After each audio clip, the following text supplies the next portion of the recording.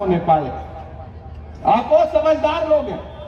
मुझे उस दिन पता चला कि ये शहर इतना समझदार है कि एक बड़े नेता यहां सभा करने आए, तो पता चला कि कुर्सियों पर आकर के आप बैठ गए और जब वो पहुंचने को हुए तो आप उठ के चले गए, तो सभा खाली, नेताजी वापस लौट गए।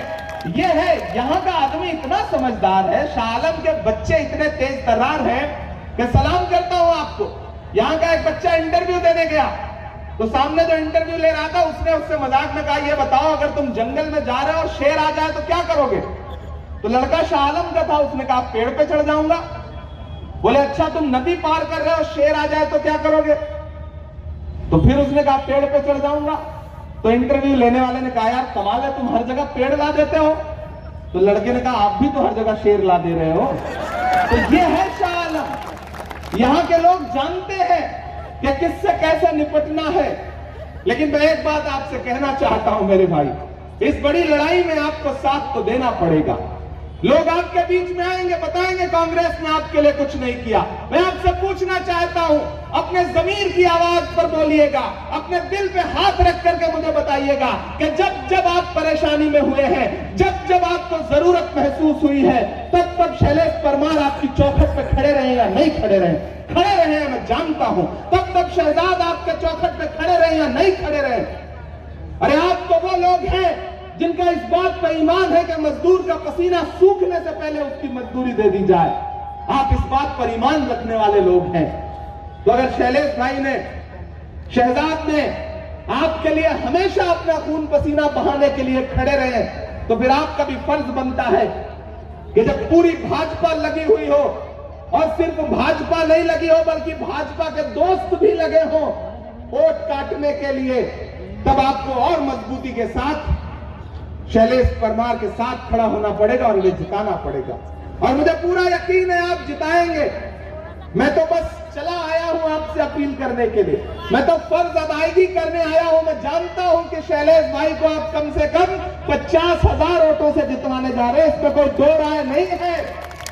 लेकिन मैं अपना फर्ज पूरा करने आया, मेरा जो फर्ज है वो करने आया हूं मैं आपके बीच में। और इसी बहाने मैंने सोचा कि आपसे मुलाकात भी हो जाएगी। आसमां जलती जमीन पर नहीं आने वाला।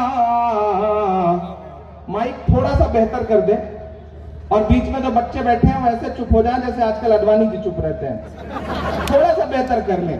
आसमां जलती जमीन पर नहीं आने वाला,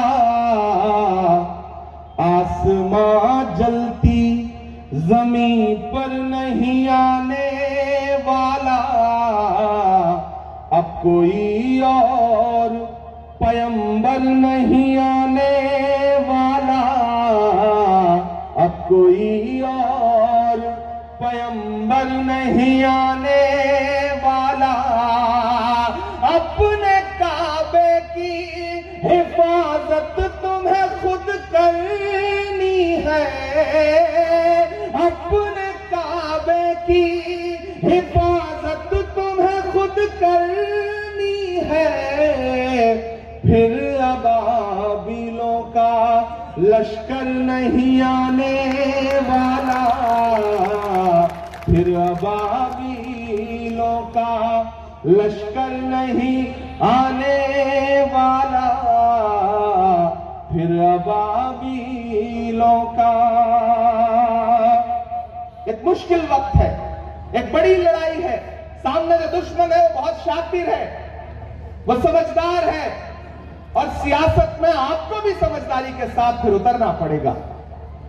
मैं अहमदाबाद में खड़ा हूं, ये वो शहर है जिसने हमेशा मुल्क को एक राह दिखाई है। ये जो सरजमीन है, ये जो शाह आलम दरगाह है, ये इतनी मुकद्दस जगह है कि जब जब किसी मजलूम ने यहां पनाह मांगी है तो इस जगह ने उसे पनाह दी है। मैं इस जगह को सलाम करता हूं। यहां खड़ा होकर के मैं जानता हूं जो बात कह रहा हूं वो पूरे गुजरात तक जाएगी, उसका असर पूरे गुजरात तक जाएगा। मेरे भाई, मैं यहां खड़ा होकर के भाजपा की हुकूमत से पूछना चाहता हूं, आप जिस विकास का दावा कर रहे हैं, जिस विकास का ढिंढोरा पीट रहे हैं, उस विकास का सच क्या है?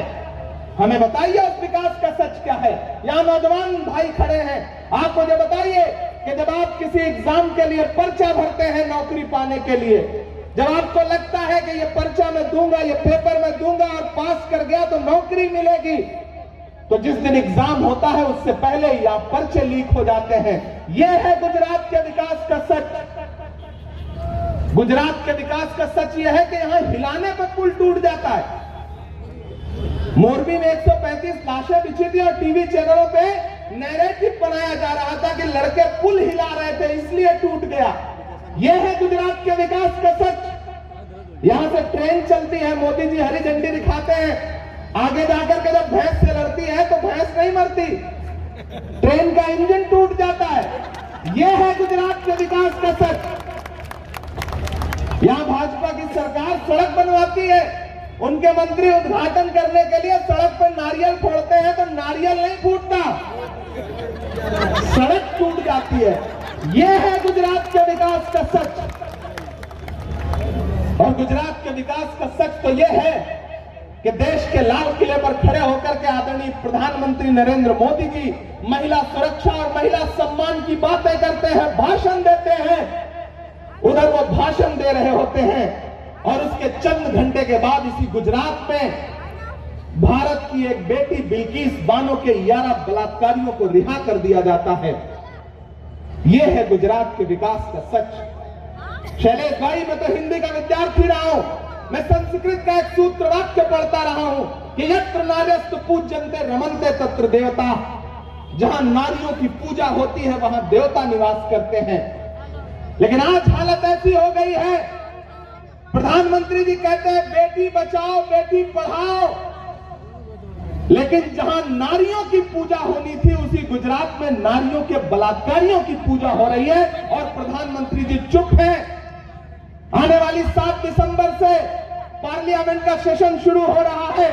मुझे दुआ दीजिए, मुझे ताकत दीजिए कि मैं वहां प्रधानमंत्री जी की आंख के सामने खड़ा होकर के उनकी नजर से नजर मिला के उनसे पूछूं कि प्रधानमंत्री जी आपके बेटी बचाओ बेटी पढ़ाओ नारे का सच क्या है। झूठा है आपका नारा, खोखला है आपका नारा। अगर आपका नारा सच्चा होता तो आप भारत की बेटी बिल्किस के लिए कुछ लफ्ज जरूर बोलते।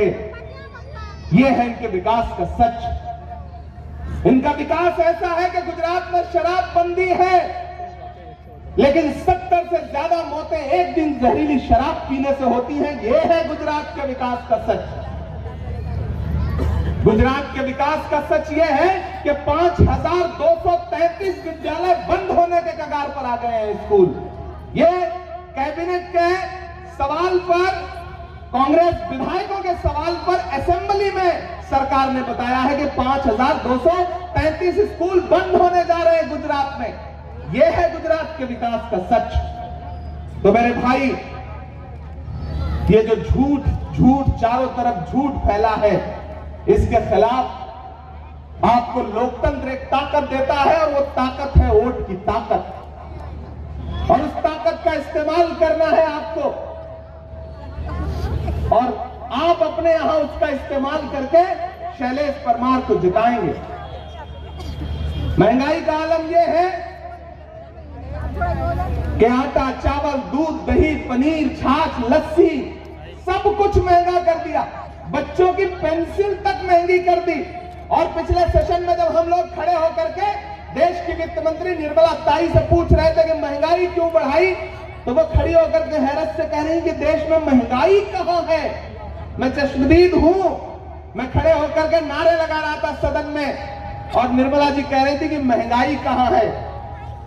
हम तो उनसे उसी दिन से पूछ रहे हैं और वो कह रही है कि महंगाई कहां है, लेकिन हम उनसे पूछ रहे हैं कि कहां सोया है चौकीदार, कहां सोया है चौकीदार।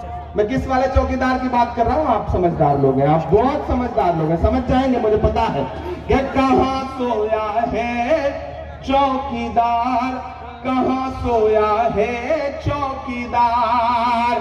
गैस सिलेंडर की कीमत भी 1000 के पार, कहां सोया है चौकीदार, कहां सोया है चौकीदार।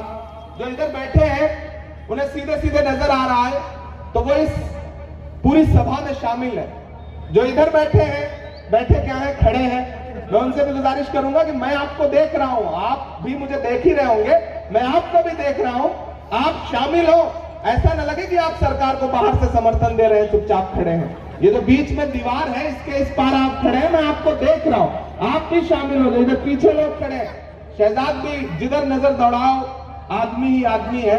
ये है शाह आलम दरगाह और उसके आसपास का जो जज्बा है, इस जज्बे को सलाम करता हूं।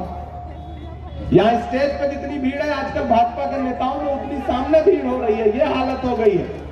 ये है अहमदाबाद और इस विधानसभा का जलवा। मैं पढ़ता हूं कि कहां सोया है चौकीदार, कहां सोया है चौकीदार। गैस सिलेंडर की कीमत भी 1000 के पार, कहां सोया है चौकीदार, कहां सोया है चौकीदार। के चाय बेचने वाला पूरा भारत बेच रहा है। इतने से काम नहीं चलेगा, इतने से काम नहीं चलेगा। क्या मैं सच बोल रहा हूं? अगर मैं सच बोल रहा हूं तो सच की तारीफ कौन करेगा? आपको ही करना पड़ेगा, आपको ही मुहर लगाना पड़ेगा मेरी बात पर। पीछे तक जो लोग हैं, मैं फिर से पढ़ता हूं, आप फिर से इसमें शामिल हो, तारीफ करें मेरे इस हिम्मत के लिए कि चाय बेचने वाला पूरा भारत बेच रहा है।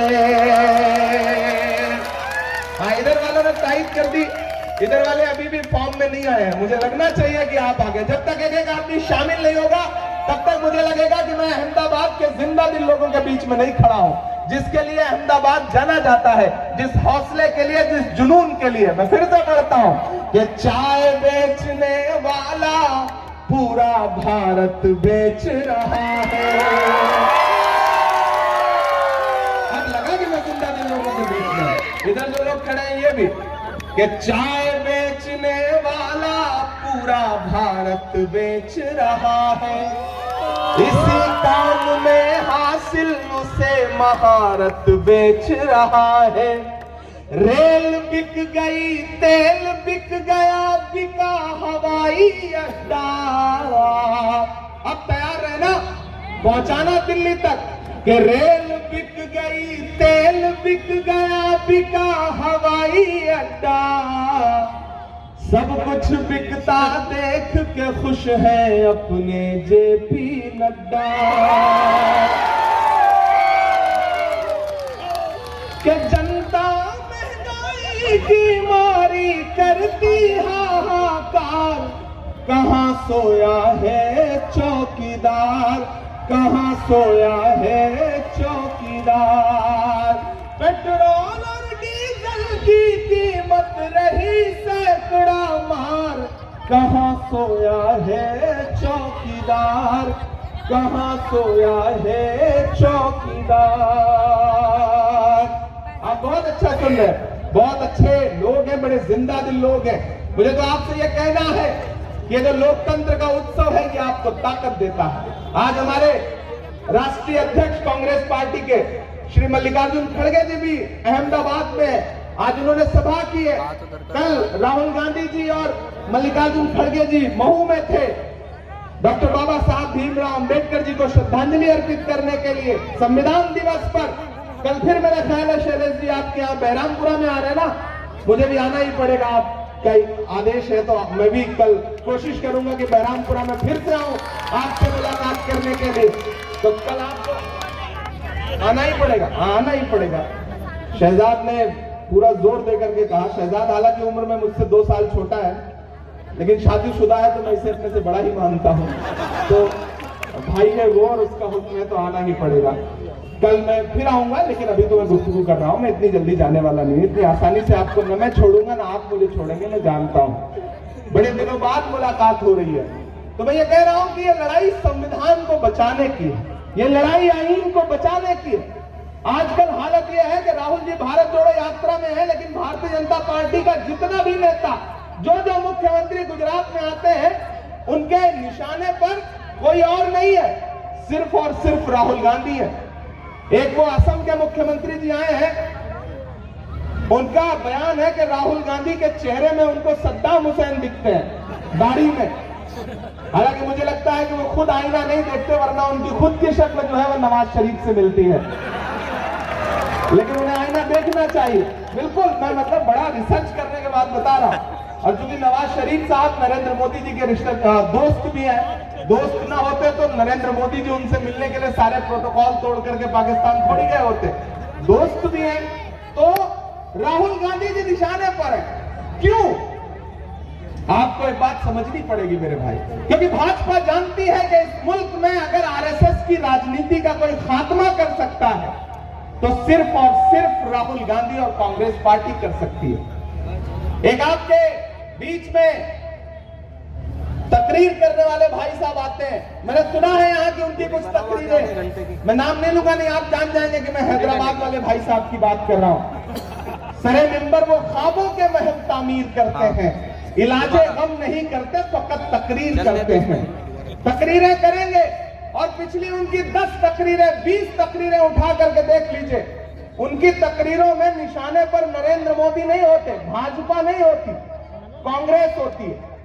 गुजरात में 27 साल से भाजपा की सरकार है, लेकिन उनको जवाब कांग्रेस से चाहिए।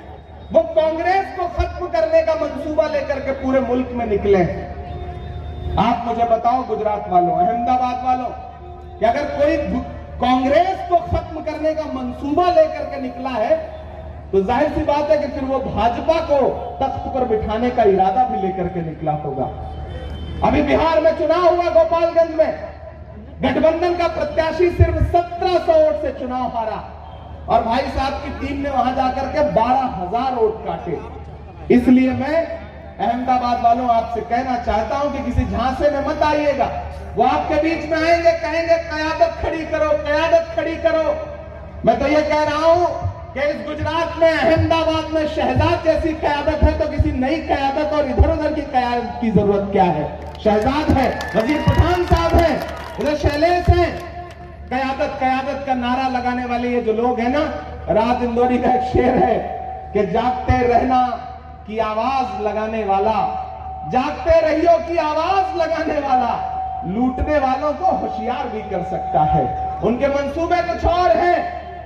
मैं ये नहीं कहूंगा कि वो किसी के सहयोगी बन के आए हैं, लेकिन मैं ये जरूर कहूंगा कि उनकी हर तकरीर से सिर्फ और सिर्फ भारतीय जनता पार्टी को फायदा पहुंच रहा है। तो मेरी आपसे गुजारिश है कि बटिएगा मत, बटने वाले हमेशा नुकसान में रहते हैं। शैलेश आपके लिए हमेशा खड़े रहे, शहजाद आपके लिए हमेशा खड़े रहे, कांग्रेस पार्टी आपके लिए गुजरात में मुसलसल लड़ती रही है। ऐसे में आपका भी फर्ज बनता है कि आप कांग्रेस के साथ रहें। लोग आपको डराएंगे, धमकाएंगे। मैंने सुना है एक एक वार्ड में प्रत्याशी ढूंढ ढूंढ करके अपक्ष में खड़े किए जा रहे हैं ताकि कांग्रेस के वोट काटे जा सके, लेकिन आपको डरना नहीं है।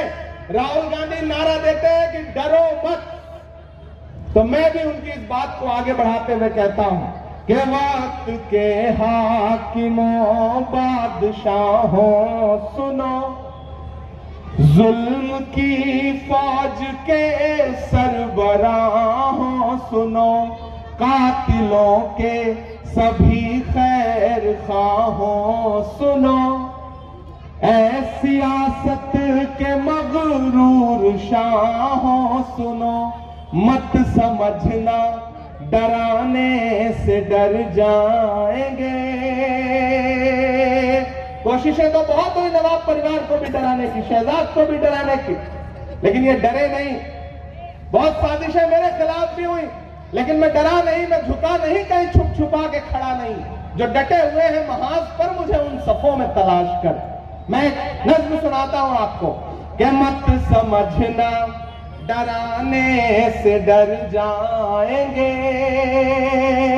मत समझना डराने से डर जाएंगे, अब के सारी हदों से गुजर जाएंगे, मत समझना डराने से डर जाएंगे, अब के सारी हदों से गुजर जाएंगे। मौत के नाम का खौफ देता है क्यों, मौत के नाम का खौफ देता है क्यों। मौत जिस रोज आएगी मर जाएंगे। मत समझना डराने से डर जाएंगे कि हमने ज़मज़म दिया आब गंगा दिया, हमने ज़मज़म दिया आब गंगा दिया। तुमने भारत को दंगा ही दंगा दिया, तुमने भारत को दंगा ही दंगा दिया। ये जो कांग्रेस का झंडा लहरा रहा है, इसमें जो 3 रंग है, यही 3 रंग वो रंग है जिनके खिलाफ है कुछ लोग। मैं पढ़ता हूं और जो आखिरी मिसरा है इस नज्म का, अगर वो सच्चा हो तो कोई भी हाथ खामोश नहीं रहेगा कि हमने ज़मज़म दिया आब गंगा दिया, तुमने भारत को दंगा ही दंगा दिया। तुमने एक रंग के ख्वाब देखे मगर, तैयार रहिएगा, तुमने एक रंग के ख्वाब देखे मगर हमने हिंदुस्तान को तिरंगा दिया। ये तिरंगा बदन पर लपेटे हुए, ये तिरंगा बदन पर लपेटे हुए एक दिन इस जमीन में उतर जाएंगे। मत समझना डराने से डर जाएंगे। अब के सारी हदों से गुजर जाएंगे। हुकूमत चाहती है, डराएगी, धमकाएगी, ईडी सीबीआई सब कुछ लगाएगी। क्यों? क्योंकि आप राहुल का साथ छोड़ दीजिए। इसी गुजरात में कुछ लोग छोड़ के चले भी गए। मुझसे मीडिया के एक साथी ने कल कहा कि इमरान साहब, कोई हार्दिक थे, कोई थे, कोई अल्पेश थे, ये लोग छोड़ के चले गए, आप क्या कहेंगे? मैंने कहा कांटे गुल के साथ नहीं चल सकते हैं, बुज़दिल खुल के साथ नहीं चल सकते हैं। कांटे गुल के साथ नहीं चल सकते हैं, बुज़दिल खुल के साथ नहीं चल सकते हैं। रास्ते में जो छोड़ गया उसे जाने दो, सब राहुल के साथ नहीं चल सकते हैं। ये लड़ाई बहुत बड़ी है और इस बड़ी लड़ाई में शहजाद हो, शैलेश भाई हो, वजीर साहब हो, इमरान प्रतापगढ़ी हो, हम खड़े हैं। किसके साथ खड़े हैं मैं बताता हूं कि खौफ नहीं जिसे मुरझाने का, मैं उस गुल के साथ खड़ा हूं। खौफ नहीं जिसे मुरझाने का, मैं उस गुल के साथ खड़ा हूं। खौफ नहीं जिसे मुरझाने का, मैं उस गुल के साथ खड़ा हूं। कैसा भी दौर आए लेकिन मैं राहुल के साथ खड़ा हूं। कैसा भी दौर आए लेकिन मैं राहुल के साथ खड़ा हूं। कल भी खुल के साथ खड़ा था, आज भी खुल के साथ खड़ा हूं। कैसा भी दौर आए लेकिन मैं राहुल के साथ खड़ा हूं। मुझे शैलेश भाई की जो एक चीज सबसे हमेशा अच्छी लगी कि जब भी मैं शैलेश भाई से मिला, मुझे हमेशा अशोक शाहिर का एक शेर याद आया कि मैं तुम्हें अपने उसूलों की कसम देता हूं, मुझको मजहब के तराजू में न तौला जाए, मैंने इंसान ही रहने की कसम खाई है। मुझको हिंदू या मुसलमान न समझा जाए।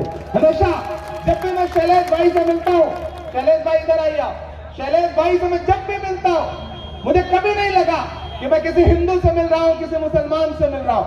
मुझे हमेशा यह लगा कि मैं एक इंसान से मिल रहा हूं, एक भाई से मिल रहा हूं, एक ऐसा भाई जिसके लिए इंसानियत सबसे बड़ा धर्म है।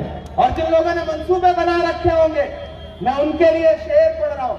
और अगर सच्चा हो तो आपकी तालियों का शोर जो है वो दिल्ली में जो हाकिम बैठा है, जिसे लगता है कि गुजरात जो जैसा वो चाहेगा वैसा चलेगा, उस तक पहुंचाना कि दायरे में सिमट के आएगा। शैलेश आ गए, लेकिन जब तक शहजाद नहीं आ जाते अधूरा अधूरा लग रहा है। शहजाद आप इधर आओ, इधर आओ। एक भाई दाएं जानिब खड़ा हो, एक बाएं जानिब खड़ा हो। यही तो हिंदुस्तान है जिसका हम सपना देख रहे हैं कि दायरे में सिमट के आएगा, हर रवायत से हट के आएगा। जितना मंसूबा बना लो, लेकिन जिस दिन 8 दिसंबर को रिजल्ट आएगा ना, इस विधानसभा में जो जीत का अंतर है वो इंशाल्लाह कम से कम 50,000 का होगा, ये मेरा यकीन है। तब मैं ये शेर पढ़ रहा हूं कि दायरे में सिमट के आएगा, हर रवायत से हट के आएगा। आंधियों को जरा खबर कर दो, आंधियों को जरा खबर कर दो, शेर वापस पलट के आएगा, शेर वापस पलट के आएगा। आएगा कि नहीं आएगा? आएगा कि नहीं आएगा? अहमदाबाद वालों, अहमदाबाद वालों, आज एक भाई की हैसियत से यहाँ तमाम बुजुर्ग ऐसे बैठे हैं जिनके लिए मैं बेटे की तरह हूं, तमाम माएं ऐसे बैठी हैं मैं जिनके लिए बेटे की तरह हूं, तमाम बहनें ऐसी हैं जिनके लिए भाई की तरह हूं, तमाम नौजवान साथी ऐसे हैं जिनके लिए भाई की तरह हूं। मैं बस एक बात आपसे कह रहा हूं, गुमराह मत होइएगा। ये लड़ाई बहुत बड़ी है, बहुत बड़ी है। कुछ लोग आएंगे, समझाएंगे, लेकिन बहकावे में मत आइएगा। शैलेश आपके हैं और शैलेश हमेशा आपके रहेंगे, भाई बन के रहेंगे। और मैं भी अपना दामन फैला के आपसे कह रहा हूं कि शैलेश परमार को दिया गया एक एक वोट सिर्फ शैलेश को नहीं जाएगा। जानते हैं किसे जाएगा? वो एक शख्स जो हर दिन 25 किलोमीटर अपने पैर के छालों की परवाह किए बिना कन्याकुमारी से कश्मीर के लिए निकला है, जिसका नाम राहुल गांधी है। उसको ताकत देगा आपका दिया गया एक वोट। मैं आज शैलेश के लिए वोट मांगने नहीं आया। मैं जानता हूं शैलेश को आप जिता रहे, लेकिन मैं शैलेश के लिए ज्यादा समर्थन इसलिए मांगने आया हूं कि मैंने राहुल गांधी के साथ पैदल चल के देखा है। हर दिन 25 किलोमीटर का मतलब समझते हैं आप? हर दिन पिछले 80-82 दिन से 25 किलोमीटर रोज वो आदमी चल रहा है। क्यों? क्योंकि उसका मकसद है भारत जुड़ जाए, मोहब्बत बढ़ जाए, ये जो नफरत फैली है वो नफरत खत्म हो जाए। वो हमारे लिए चल रहा है, वो आपके लिए चल रहा है, वो डॉक्टर बाबा साहब भीमराव अंबेडकर के संविधान के लिए चल रहा है, जमहूरियत के लिए चल रहा है। मैंने एक दिन राहुल जी से पूछा चलते चलते कि आपके पैर में छाले नहीं आए? तो बोले मतलब? मैंने कहा भैया आपके पैर में छाले नहीं आए? तो उन्होंने पलट के मुझसे कहा कि तुम्हारे पैर में आए? मैंने कहा हाँ मेरे पैर में तो कुछ छाले आए, लेकिन मैं तो ये सोचता चल रहा हूं कि अभी से पैर के छाले न देखो, अभी तो ये सफर की इब्तिदा है। तो उन्होंने कहा कि इमरान मेरे पैर में छाले नहीं आए, क्योंकि मुझे परवाह जो हिंदुस्तान के दिल में छाले पड़े हैं उनकी है, मैं इसलिए चल रहा हूं।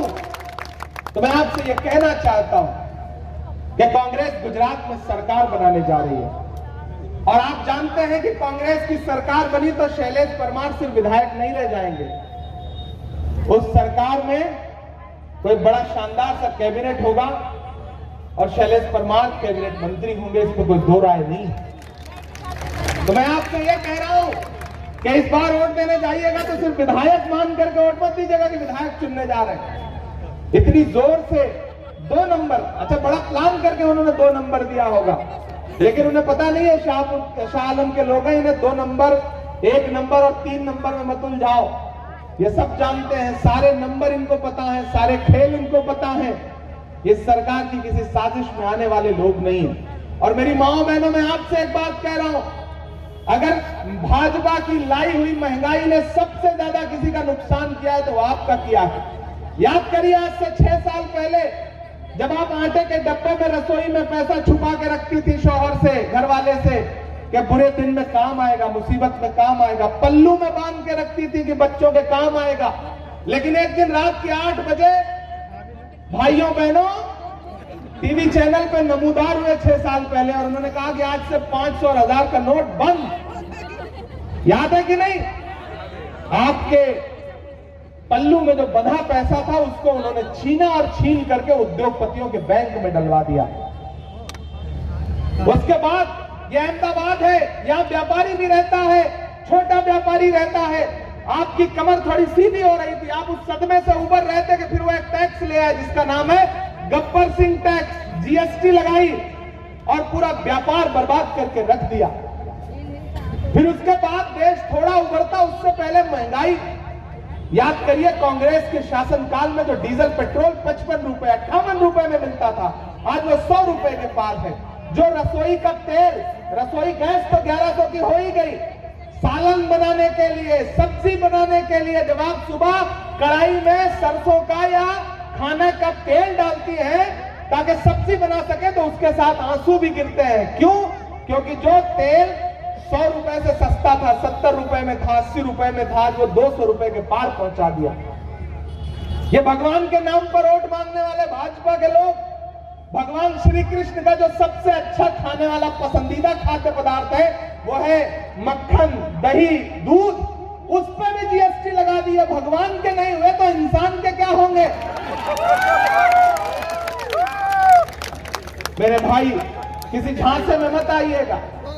कयादत कयादत कयादत, झाड़ू झाड़ू, इन तमाम लोगों के मंसूबे में झाड़ू फेरिए और उनसे कहिए जाइए अपना कचरा साफ करिए। अरविंद केजरीवाल आपके बीच में है तो उनसे पूछना कि अरविंद केजरीवाल जी जब दिल्ली में दंगे हो रहे थे तो आप खामोश क्यों थे? जवाब दीजिए। कोविड के दौरान जब मरकज पे एफआईआर करवानी थी तो सबसे पहली प्रेस कॉन्फ्रेंस अरविंद केजरीवाल ने की थी। मेरे भाई, सवाल पूछिए उनसे पूछिए कि जब बिल्किस के बारे में, हमारी बहन के बारे में एक टीवी चैनल के पत्रकार ने उनके डिप्टी सीएम मनीष सिसोदिया से पूछा कि आप बिल्किस बानो के बारे में बोलेंगे, तो उन्होंने कहा हम क्यों बोलेंगे? अगर कोई हमारे मुद्दों पे बोलेगा नहीं तो फिर उसे क्या हक बनता है? मेरे भाई, बटिएगा मत, बहकिएगा मत। मैं आपसे यही अपील करने आया हूं।